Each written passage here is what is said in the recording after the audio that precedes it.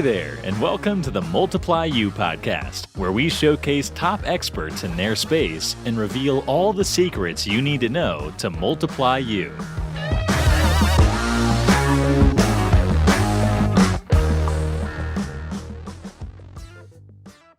Hey, good morning, everybody. Austin Clark here, host of the Multiply You podcast. Very excited to have another fantastic guest on this week. I think that you'll learn a ton from him about scaling a business, growing a business, navigating some of the funky waters that we've all been going through the last couple of years with the pandemic and post-pandemic, and then also becoming a preferred vendor. This podcast is designed around the home service space. I'm in pest control. Ben is in the home service space too. And so I think that the more of us that can share ideas or get together about how to become a preferred vendor, the better. So before we get into that, this episode, as they all are, it's brought to you by Moxie Pest Control, my company. We're here based out of Phoenix, Arizona. We, as Ben has been so fortunate to grow the last several years, we've been doing the same thing too. It's been fun. It's been challenging. One of the things that Ben shared with me before that I hadn't even thought of is the purposely building a couple of plateau years in there so that you can catch your breath or go on vacation. And we've just kind of been running with our hair caught on fire, and maybe a plateau year or two built in there is not that bad of a thing. In the meantime, though, if you are a pest control operator in the Phoenix market, and not just the Phoenix market, but actually, Ben, where you're based out of, Minnesota, Chicago, any of those markets, Columbus, Cincinnati, I would love to be able to talk to you if you're looking to exit the business. We have grown via acquisition the last several years, and every deal that we do, we certainly make mistakes, but we get better every single time. And so you can call or text me directly. My cell is 480-254-9730. You can shoot me an email at aclark@moxiepestcontrol.com. I've got people reaching out to me often. In fact, someone this morning who is a, quote unquote competitor in Phoenix said, "Hey, I've heard a couple of your podcasts. I'd love to be able to come down with my team to do an office tour and learn from you guys or see some things." And so we're an open book. We would love that. The other quick plug that I want to put out there is that Michael E. Gerber and myself, we have been co-authoring a book together. It's the E-Myth Pest Control Contractor. It's done. We're launching that book, and we're launching it Thursday, November 3rd here in Phoenix. It's at Phoenix Hilton Airport. It'll be that evening. We're definitely limiting that event. Michael will be keynoting it along with myself. And so if that's something that you're interested in participating in, we're not charging for it either. Text me or call me or email me. I'd love to be able to have as many people there as we can make sense of having there. So Ben has been in the business for 100 years. He's started his company back way in 1998 and has just really had a tremendous amount of growth. He's got a book that's out there right now. But, as I read through Ben's bio, there's a lot more that I think that you and I, Ben, have in common than we don't. You kind of described yourself being in high school and, the siding business or the home service industry not being something that was really quite on your radar. You found yourself as the years went on with a tool belt on your hip, maybe doing different sorts of jobs. You started a company and founded a company of your own, Craftsman's Choice. And that company has been around since 1998. And then you also, just 2 short years after that, and this is kind of the bulk of where I'd like to spend our time, but you did your first James Hardie installation or job in 2000, about 22 years ago. And since then, Craftsman's Choice has become one of the nation's top James Hardie remodelers. And that's a big deal. You guys have kind of made the President's Club every single year since 2015. And from what I understand, those are lists that aren't very easy to get onto. And so I'd love to speak more about that. But anyway, thank you so much for being on. How are you doing today? And really glad to have you on the show, Ben. I'm good. We're enjoying a late summer here in Minnesota. We know what's coming. So every day that's sunny and nice, we don't take for granted in the fall. So when's busy season, Ben, for you guys? Is the workflow steady year round? Are people remodeling their homes at different times? The weather probably makes it in the winter a little bit more difficult to work around, but what does that workflow look like? Yeah, the weather makes it a little more difficult. Fall is actually one of our busier times. You get people that have put off projects are like, oh, great, we got to try and get this in before winter. And usually those become winter projects. If you're just starting to look right now, chances are we're going to have to get to you in the winter. But, we get a nice lull in January, February. That's when we do a lot of our business rehashing and marketing, retool our marketing and our sales gear, and kind of get ready for the spring rush. So Ben, if you don't mind, give myself and the listeners kind of the Reader's Digest version of some of your path. So company started in 1998. You guys did your first install with this accredited company in 2000, just 2 short years after. You've obviously grown tremendously since then. And what does some of that path look like? Maybe share a highlight or two or a low light or two over the last 20 years and how the company's become what it is today. Well, I think maybe the low light was some of our first installs when I really had no idea what I was doing. I was just going to help somebody pick up shingles. And on that project that I started on, I ended up being the guy in charge, and I had no idea what I was doing. And so that's actually how I met my business partner. Was he got sent out to the job site to rescue the project because we had screwed it up so much because we had no idea what we were doing. But realized that, there's a good career to be made in home improvements. And, we've been really blessed by being in this wonderful construction industry and home improvements. When we signed up with James Hardie in 2000 with their preferred remodeler program, there wasn't really a lot of guys doing it at that time. There was us and 2 other companies, and we subcontracted for the other 2 companies. So no matter who you chose, we were the ones that were going to show up to actually put your siding on. And that blossomed as the popularity of the siding got built over the years, and we truly believe that James Hardie siding is the best siding for Minnesota homes. And so when we go into a house, we can genuinely express that to the homeowners, and I think that shows through. So we don't. I ask because I've been in Phoenix, Arizona most of my life. We don't have tons of siding here like I've seen in different parts of the country, and I'm not really sure why that is. I mean, I think I'm seeing it more and more and more. But why is that such an important product or an important thing in Minnesota where you guys are at versus? And you guys do brick there too, and you guys do, they have all of it, but you tend to see more of it in different parts of the country than you do in Phoenix. Yeah, a lot of stucco down there, and Hardie's actually coming out with a stucco lookalike product for some of those areas that they're not real prevalent in. But Minnesota has a harsh climate. You'd be hard pressed for to find another climate in the lower 48 that's has the extreme temperature swings and the snow and the moisture that we have here. And so with James Hardie being dimensionally stable, not expanding and contracting, you can get the wood look without a product that is going to have some of those drawbacks that wood siding has in some of these rougher climates. Like you go to Montana, let's say, some parts of Montana, they're really dry. And so wood siding performs really well because you don't have the moisture that you do, or the humidity that you do here in Minnesota. So is it a known thing then, Ben, that the James Hardie product is like the gold standard? I mean, is that well known amongst homeowners? Is that well known amongst contractors such as yourself? Do people just know that?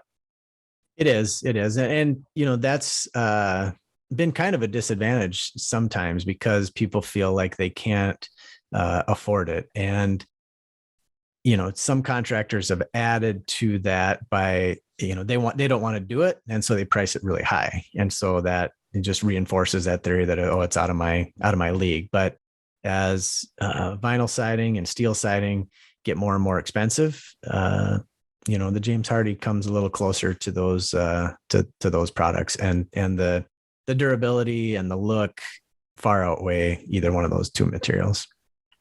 So what does it take to become, I mean, James Hardie has an incredible reputation. They don't let anyone sling or sell or install their product.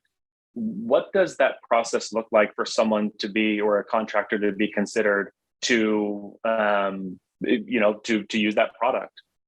So when we first started, it was some chicken wings at a local tavern and $750. And That'll do it every time, right? That's right. Yeah. At that time in our business, that was a big decision. $750. That was a big stretch for us. And so, but we ended up, obviously making the right decision there.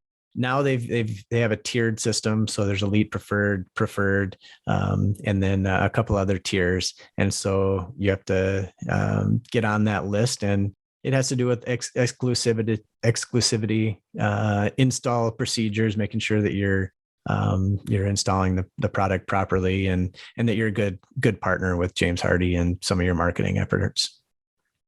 What will get you off of that list fairly quickly?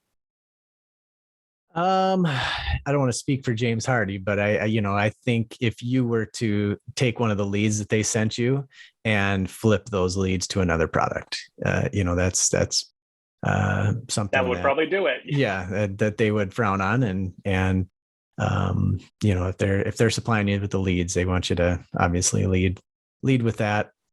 And then, one thing that I think that we always do is, if you're a partner with a manufacturer or with a vendor, it needs to go both ways. And so if they're your partner, you should lead with their material. You should do everything you can to promote their brand, and hopefully they can reciprocate that when people come to them as well.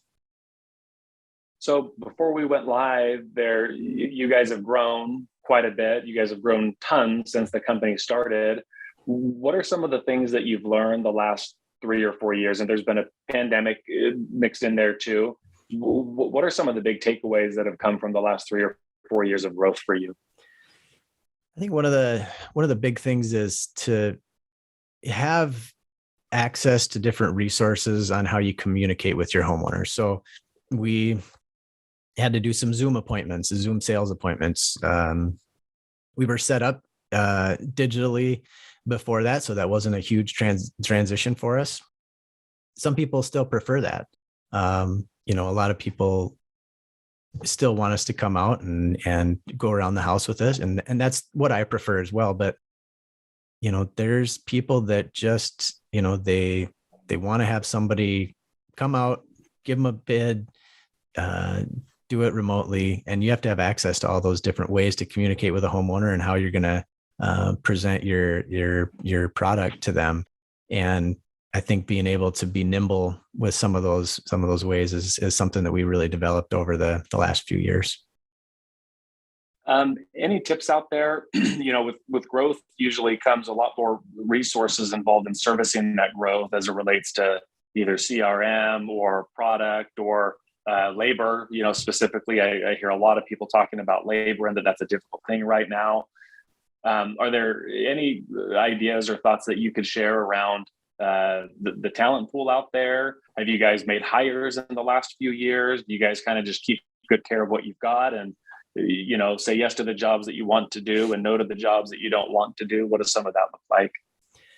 Yeah, I think, adding a CRM, that there's a certain ceiling that you hit without some type of management software or some sort of repeatable process that you're able to get to.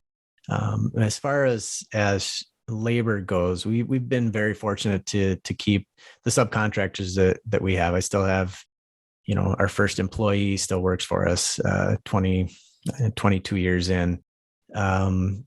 The way that we've done that is to make them feel a part of the team, pay them well, pay them on time, and keep them busy. As a subcontracting crew, you're not getting paid unless you're putting material on the wall, you're on the job site. And so being able to organize yourself in a manner where they can pull up load their tools on their van at one job site and drive it straight to the next job site without days off in between, unless they want them. And so that takes some coordination, some organization, and a way to track some of those pieces and be able to manage that. And so that's been what's been able to help us with that, is consistent work and that consistent work turning into job to job to job. So you have a book that you put out there. I just went through the process of writing a book the last 2 years with Michael E. Gerber, the E-Myth small business guru. Mhm. I never want to do that again. Not with Michael. Everything with Michael was fantastic, but that was a painful process for me. What made you decide to put a book out there, and tell us a little bit about it? Well, it's more of a guide than a book. It's not a full size book, but for Minnesota homeowners, and I guess all homeowners, they'll go through this process, getting new siding, getting new windows, getting new roofs, maybe once in their lifetime. So, the things that they've heard from their friends or family that have gone through this process usually are horror stories, the bad things that happen. And so the goal was to educate homeowners so that before they made that first call, they had a little background on things to ask, things to expect, a little background on building materials for Minnesota, so that as they go into the process, it's not as scary or daunting as it would be if you were just going on the internet and typing in siding and calling the first three guys that come up. And so that was kind of the goal behind that, to try and look at it from a homeowner's perspective and more of an education piece, so that they would know how to navigate through that process. Well, and what a service from you to Minnesotans and really others that may go through that process, like you said, only one time in their life. I think that the reason I put my book out there is very similar to the reason you put yours out there. If there's one thing that is less stressful in the purchasing decision, or if you can give them a little bit more information so they make one less mistake that so many homeowners have made, then that would be a really good thing. What's as the guide's been out there, Ben, what is some of the feedback that you get from either customers or just people in the market or employees or whoever reads it? Well, what it's done for us is actually get more projects than just, say, a siding project. So they can see in there that we also do roofing.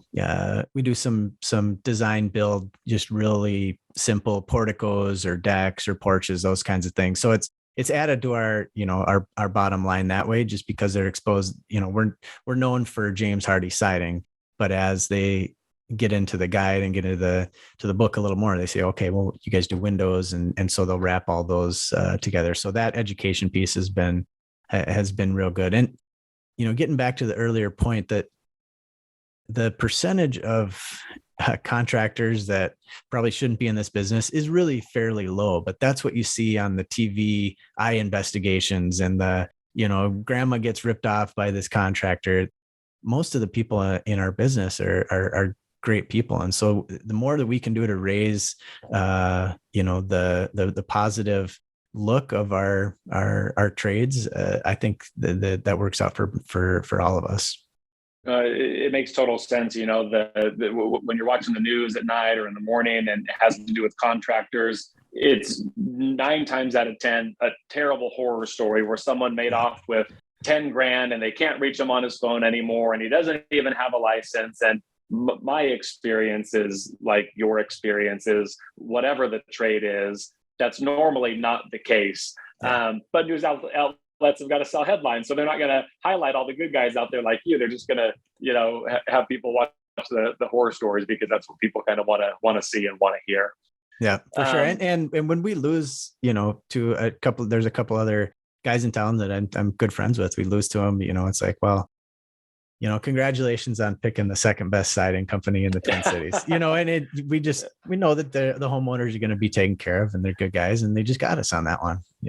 Yeah, high tide raises all boats, right? For sure. One thing that you said, and this is probably one of the last questions that I've got. Siding is a humongous investment, kind of like a roof. It's usually once in a lifetime kind of thing. What percent would you? I mean, once you are there on the job and you're helping them with their siding, I mean, what percent of those jobs do you think turn into a window job or a roofing job? Because the client is there, they're looking to improve their home. Normally, it's not just siding that needs to be done. I mean, do you find that quite a bit of those jobs turn into more when you guys get on site and maybe point some things out or listen to the customer and have them asking questions? Yeah, and I would guess probably 40 to 50%, because a lot of people don't, they notice their siding is bad, but as they read through the guide, they realize windows should be the first project. If you can either do it, if you can do it all at once, then that's great. But if you're going to pick an order of operation, you should do windows before siding. And so sometimes our siding jobs turn into window jobs. And then a few years later, we do the siding. Great. Well, Ben Juncker, everybody. Ben, thank you so much for being on. I certainly want to give you the last word. Is there anything that either nuggets or tidbits that you'd like to give consumers of your product that are in the Minnesota area, or business owners in general that are listening to this podcast, that you might leave them with? Well, I just think that as a consumer, the more research you do ahead of time before inviting somebody out to your house, the more you're going to be able to tell how well someone knows their business. Right now, business is fairly easy to come by, and so some of the things that those of us that have been in the industry for a long time that have more knowledge, that doesn't really shine through, because at this point it's almost like, okay, when can you get there? When can you get here? And that's sometimes who wins the job. But the more homework you do, and you'll be able to sift through, and the cream will rise to the top. And then Ben, and thank you so much for that. How do people get a hold of you? How do they get a hold of your company? What website would you direct them to? How can people engage with you or your company? Yeah, so our website is craftsmanschoice.com, and that's the best resource for everything. We have a design gallery on there that's about 120 projects. They're all set to, you can sort by color and location and type of siding. And so it's really, we wanted to make it a resource for homeowners as they're making decisions, that they can look at some of the design things and look at that themselves. Perfect. Well, hey, thank you again, Ben, for your time. I know that it's very limited and very valuable. Thank you for sharing it with me and some of my audience. And thank you, everybody, for being on. We'll drop these every Thursday. And until then, create a great day. Thank you very much. Sounds great. Thanks, Austin. Thank you.